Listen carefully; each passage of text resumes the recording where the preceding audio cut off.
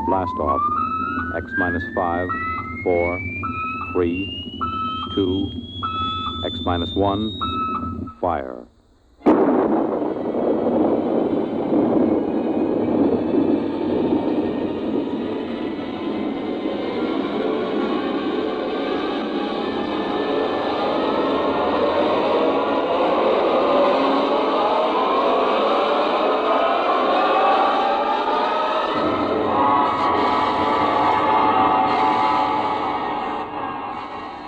From the far horizons of the unknown come tales of new dimensions in time and space. These are stories of the future, adventures in which you'll live in a million, could be years, on 1,000 maybe worlds. The National Broadcasting Company, in cooperation with Galaxy Science Fiction Magazine, presents X minus 1.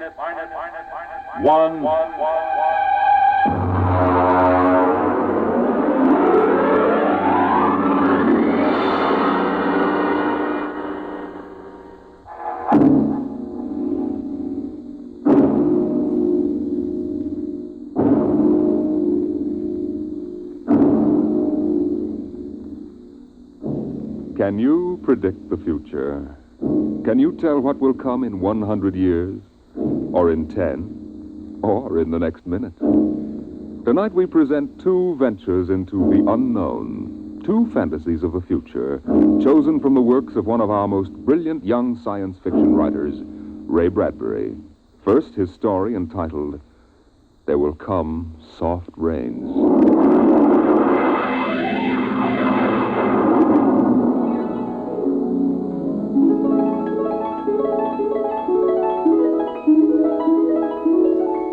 The house was a good house, planned and built to be lived in the year 1980. The real estate agent had told them all about it. Now, this is the bedroom. Of course, it contains all the latest devices, self-warming blankets, and, there's a brand new feature. Beds, which make themselves. Now, if you just step this way through the library, we can see the latest in talking book recorders, self-building fireplace, self-cleaning robot dust disposal. Oh, these little mouse-like things come out of the wall and take away all the dirt. Now, over this way. As a complete robot kitchen, of course. Just set the menu for the week and the stove does the rest. Then there's the automatic hydroponic garden, self-sprinkling fire protection. See, the house is fully automatic. Well, you could go away for a year and it would run itself.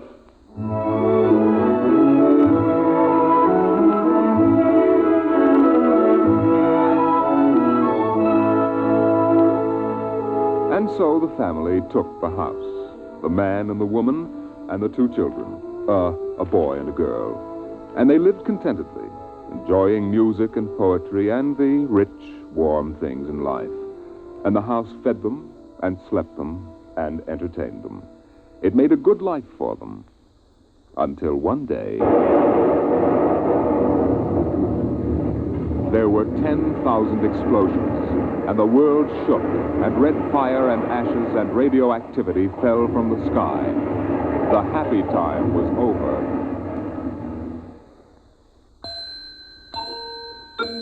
Tick-tock, 7 o'clock, time to rise, open your eyes. Tick-tock, 7 o'clock, time to rise, open your eyes. But the house lay empty. The clock talked to the empty morning. In the kitchen, the stove sighed and ejected from its warm interior 8 eggs, sunny side up, 12 bacon slices, 2 coffees, and 2 cups of hot cocoa. 7-9, breakfast time, come and dine. 7-9. Today is April 28th, 1985. Today, remember, is Mr. Featherstone's birthday. Insurance, gas, atom heat, and electricity bills are due. In the walls, relays clicked, memory tapes glided under electric eyes, recorded voices moved beneath steel meters. 8-1, run, off to school, off to work, run, tick-tock, 8 o'clock, But no doors slammed. No carpets took the quick tread of rubber heels. At 8:30, the eggs began to shrivel. An aluminum wedge scraped them into the sink. 9:15, time to clean. 9:15, time to clean. Out of the wall, hundreds of tiny mechanical mice darted. The rooms were acrawl with small cleaning animals, all rubber and metal. They sucked up the hidden dust and dirt and popped back into their burrows. At 10 o'clock, the sun came out from behind the rain. The house stood alone on a street where all the other houses were rubble and ashes. At night, the ruined town gave off a radioactive glow which could be seen for miles. At 10:15, the garden sprinkler filled the soft morning air with golden fountains. The water tinkled over the charred west side of the house, the side which had been facing the blast. It was black, except in 5 places. One of the 5 places was a silhouette of a man mowing a lawn, just as he'd been the instant the radioactivity burned his image into the side of the house. Over there, a woman bent to pick flowers. Still further over, their images burned into the wood, where a small boy, hands flung into the air. Higher up, the image of a thrown ball, and opposite, a girl, her hands raised to catch a ball which never came down. 5 people. 5 spots of paint. On the front porch, the dog whined and shivered. The front door recognized the dog's voice and opened. The dog padded in wearily, thin to the bone, covered with sores. It ran to the kitchen and pawed the kitchen door wildly. Behind the door, the stove was making pancakes which filled the house with their odor, as prescribed by the automatic preset menu selector. The dog frothed, ran insanely, spun in a circle, biting its tail, and died. 1 o'clock, 1 o'clock. Delicately sensing decay, the regiments of mice hummed out of the walls, soft as blown leaves, their electric eyes glowing. 1:15, The dog was gone. 2:15, Bridge tables unfolded from the walls of the patio. Playing cards fluttered onto pads. Martinis appeared on an oaken bench. But the tables were silent, the cards untouched. 5 o'clock, 6 o'clock, 7 o'clock, 8 o'clock, 9 o'clock. Dinner was made, ignored, flushed away. Dishes were washed. In the study, the tobacco stand produced a cigar with half an inch of gray ash upon it, smoking, waiting. The hearth fire bloomed out of nothing. 9 o'clock, 9 o'clock. The beds began to warm their hidden circuits, and the phonograph spoke from beside the fireplace. Mrs. McClelland, what poem would you like to hear this evening? Mr. McClelland? Since you express no preference, I shall select at random from among your favorites. Sarah Teasdale, There Will Come Soft Rains. There will come soft rains, and the smell of the ground, and swallows circling with their shimmering sound, and frogs in the pools singing at night, and wild plum trees in tremulous white. Robins will wear their feathery fire, whistling their whims on a low fence wire, and not one will know of war. Not one will care at last when it is done. Not one would mind, neither bird nor tree, if mankind perished utterly. And spring herself, when she woke at dawn, would scarcely know that we were gone. The phonograph finished the poem. The empty chairs faced each other between the silent walls. At 10 o'clock that evening, the house began to die. The wind blew the bough of a falling tree into the kitchen window, smashing it. A bottle of cleaning fluid crashed on the stove.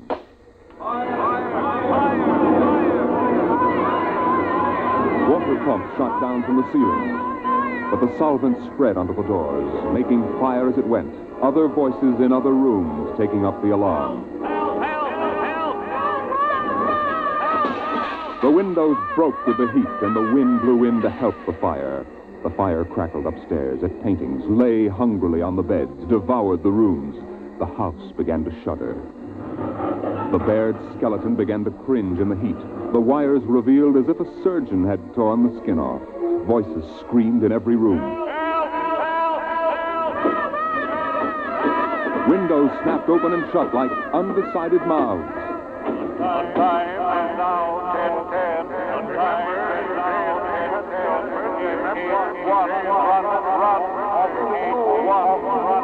A thousand things were happening at once, like the interior of a clock shop at midnight. All the clocks were striking, making a merry-go-round of squeaking, whispering, and rushing. In the kitchen, the stove hissing hysterically was making breakfast at a psychopathic rate. 10 dozen pancakes, 6 dozen loaves of toast. Then, there was silence. The film spools were burned out. The wires withered and the circuits cracked. Then the house began to breathe its last. The beams began to give at the foundations. Long cracks appeared in the concrete. The seams were burst from the heat. And finally, with a huge rumble, it crashed into dust and rubble.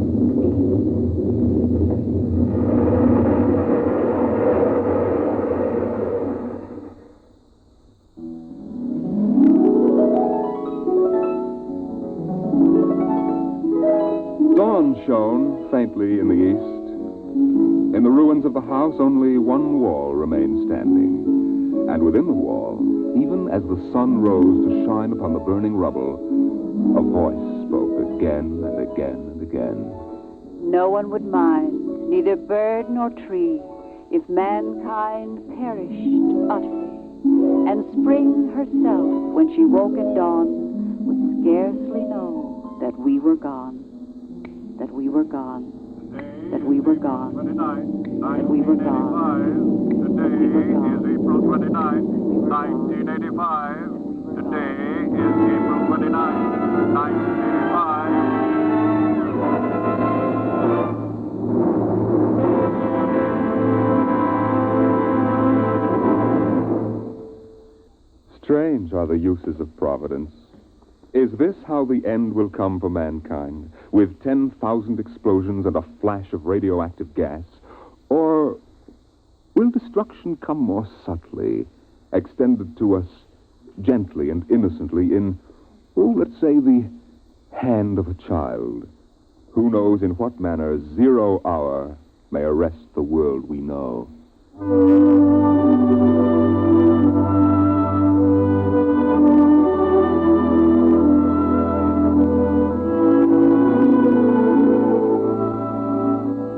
It was a perfect summer day in the year 1985.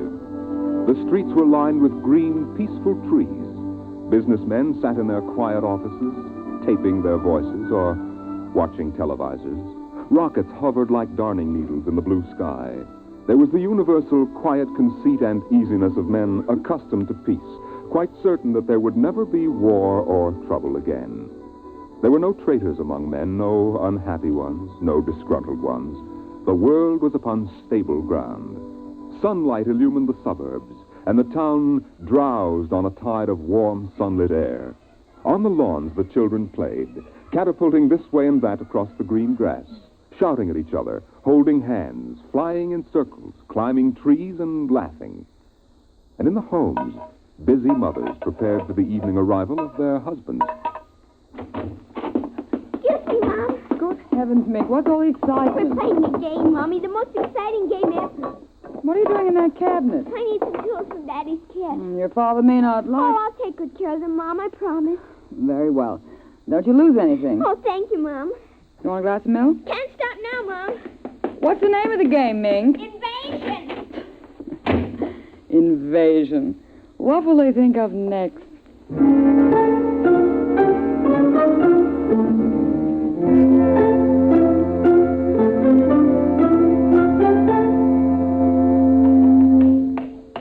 Now this, and this, and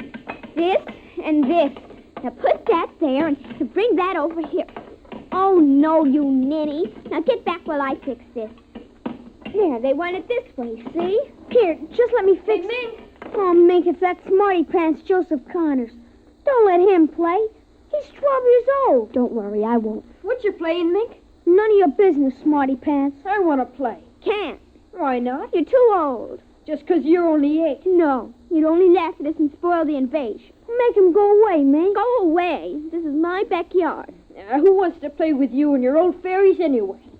They aren't fairies. Nuts to you. I don't want to play anyway. Good riddance. I'm glad you didn't let him play, Mink. He'd only laugh. Now, we'd better talk to Drill and get some more instructions, Art. Now, here's your pad and pencil. Where is Drill? Drill? Here, Drill. Drill? Well, he's in the rose bush, I think. I'll talk to him myself, and you write it down in the pad. Okay. Drill? Drill? Okay. Drill wants you to write down triangle. What's a triangle? Never mind. Drill will tell us when he wants us to know. It helps the invasion. How do you spell it? Well, I'll ask Drill. Drill, how do you spell... Here's your mother, looking out the window. Mink? Yes, Mother? Who are you talking to? The rose bush, Mom. Only it's not really a rose bush. That's Drill. Who's Drill? He's planning the invasion. Oh, I see. Well, you better come in and clean up for supper. Your daddy will be home soon. In just a second, Mom. You got that, Art? See, now what? 4, 9, 7, and A, and B, and X, and a fork, and some string, and a hexagonal droopy. Come on, Mink. Supper's in 10 minutes. Okay, Mom. Just a minute. I have to tell Drill. I wish we didn't have to eat, though. It holds up the invasion.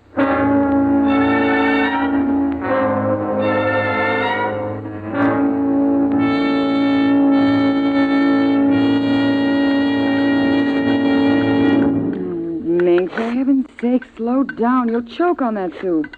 I can't, Mom. It's a matter of life and death. What's a matter of life and death? The invasion. What invasion is that? Oh, just some silly game the children have been playing. Well, whatever it is, Mink, it'll wait until you've finished your supper, I'm sure. I don't want any more. You barely touched anything. Oh, but Drill is waiting for me, Daddy. Drill? Who's Drill? He lives in a rose bush in our backyard. Imagination, Henry. Such nonsense. I've got to run now. You'll sit through dessert, young lady. Oh, gee, Daddy. And while you're at it, tell me more about this new game. It's Martians invading Earth, Daddy. What? Well, not exactly Martians, Daddy. They're from... Well, gee, I don't know. From up. And from inside that little head of yours.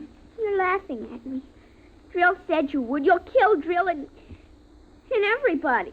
Oh, I didn't know you could kill a Martian. But it's not really a Martian, Mom. Maybe he's from Jupiter or Venus, even. Imagine. They couldn't figure out a way to attack the Earth. We are impregnable. Impregnable, dear. Well, that's the word Drill said, Well, anyway, that was the word, Mom, the same word. Anyway, so we're helping them. Now, who's helping who? Well, the kids are helping the Martians. Oh, fifth column, eh?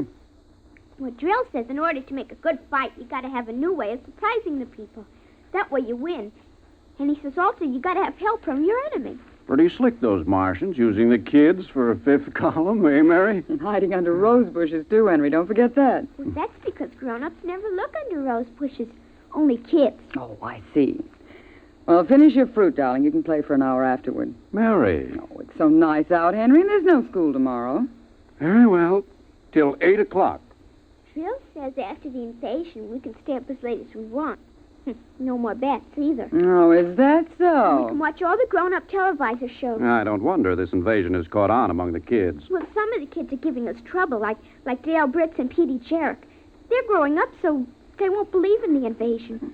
They make fun. Worse than parents, even. I hate them worst. We'll kill them first. I hope you're saving your father and me for last. But Drill says you're dangerous. What? But I think they'll let me keep you because I'm helping so much. I'll talk to Drill. Maybe we won't have to kill you. Mary, I think this nonsense has gone far enough. Can I go out now, please? Now, run along, dear. Don't worry, Dad. I won't let them hurt you. Mary, I think the child's taking this game entirely too seriously. Invasion. Now, Henry, you know how Mink is. Besides, all children have their aggressions. Better to get them out in the open, I suppose. Maybe you're right. I was wondering about bridge with the Jacksons tonight, Mary. All right. But, you look tired, dear. Why don't you sit in the relaxer for a while and get a massage? I'll sew for a while until it's time to... Oh, I wanted to call my sister Helen. Oh, good. Find out when her husband's going to return my golf clubs.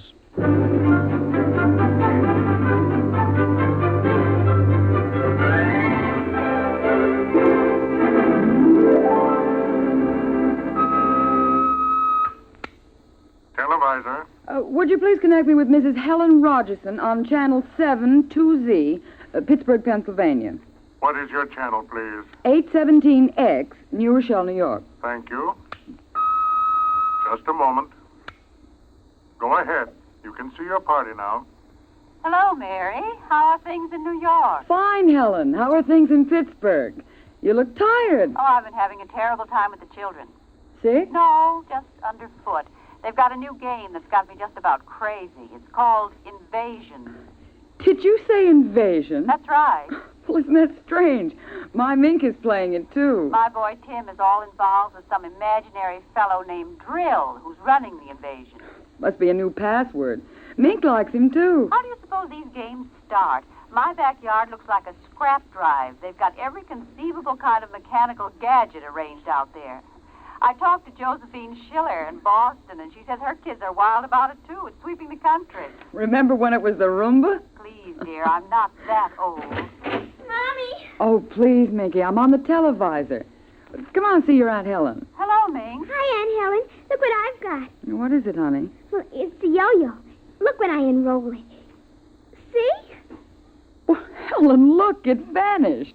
Where did it go? Into another dim... She means dimension. Aren't they the darndest things? My Timmy brought one home, too. I can't figure out how they work. Make it reappear, honey. There. See, it's easy. Where'd you get it, dear? Drill gave it to me, Mom. Mink? Bye, Aunt Helen. Gotta run now. Mink, you come back here. I want to talk to you. Here's Mom. 0 hour at 5 o'clock. Mink! Bye! Oh, I can't understand it. The child's never been so unruly. Helen, do you suppose that... What? Nothing. Just a wild thought that... Say, the reason I called, I want to get that black and white cake recipe, and Henry wants his golf clubs. I don't know what he'll do if What was that? I don't know. One of the children must have been hurt. I'll have to run and see.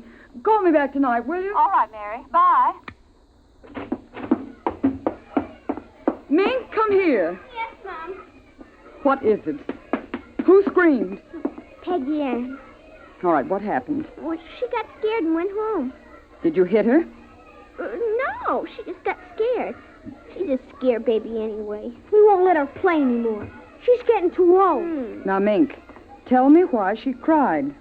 No, I can't. Mink, you'll answer me this instant or come inside. I've had enough of this nonsense. Gee, I can't quit now, Mom. It's almost 0 hour. Then tell me what frightened Peggy Ann. Okay, she saw Drill. Drill? He almost came through. He was just testing. Through what? Well, those pipes and things we set up.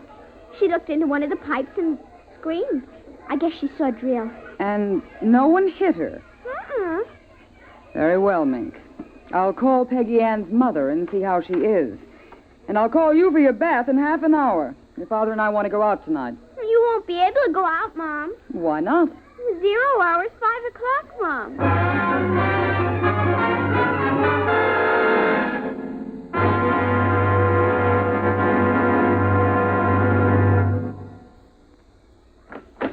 Hello, dear. Oh, you home already, Henry? Yes, I thought I'd relax a little before we went to theater.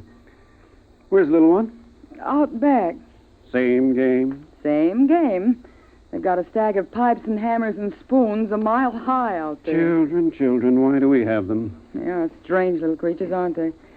Even Mink, Henry. She's a part of us, and yet what do we really know about how she thinks and feels? Well, I didn't mean to start a philosophic discussion. Kids are such a queer mixture of love and hate, though. Even normal, healthy kids. They need you and they're dependent on you, and yet they resent that dependence. You sound like a child psychology course I once took. I wonder if they ever really forgive the whippings and the commands we have to give them sometimes. I wonder if we ever forgot them when we were children. Look, I'd like to discuss this with you, dear, but we do have a theater date, and it's almost 5 o'clock now. What's happened to the kids? They're so quiet. When children are quiet, you know there's some mischief. What's that sound? I don't know. These kids aren't playing with anything electrical, are they? I'm sure they aren't. At least I don't... Just the same, I'd better go out. Henry. See. Tell them to put off the invasion. What? Mary, don't get upset. It's just a game.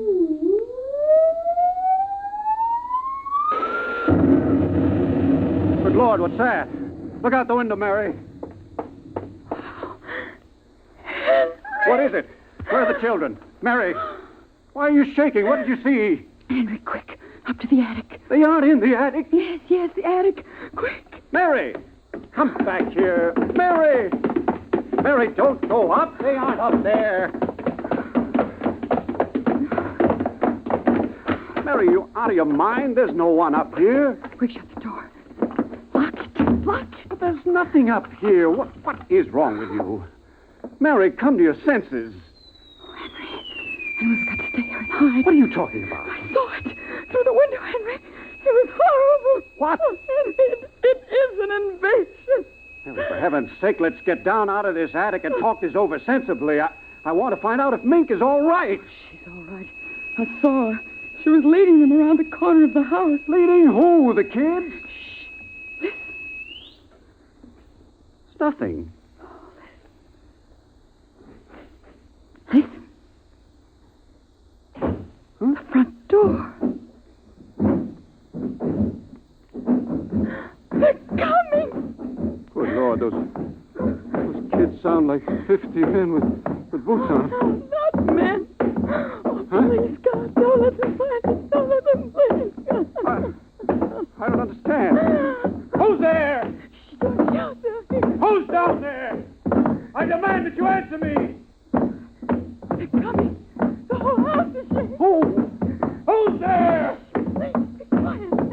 They might go away.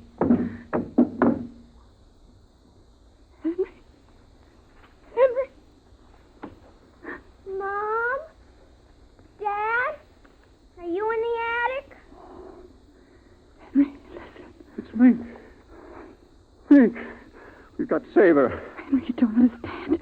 She's leading them. What? She's leading them. She's on their side. Oh, please, God, forgive them. The children on their side? Oh, she told us, but we wouldn't believe her. Henry, they're coming out. Mom? Dad, we know you're in there.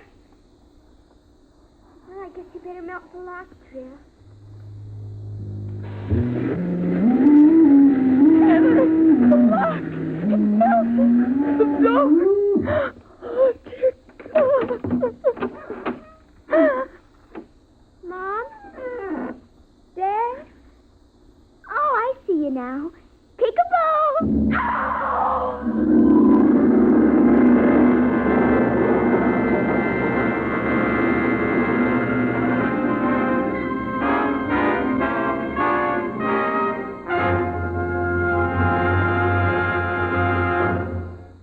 You have just heard There Will Come Soft Rains and 0 Hour, written by Ray Bradbury and adapted for radio by George Lefferts. Featured in the first story as narrator was Norman Rose. 0 Hour featured Denise Alexander as Mink and Rita Lynn and Roger DeKoven as her mother and father. Music by Albert Berman. This is Fred Collins speaking. X-1 was directed by Edward King and is an NBC Radio Network production.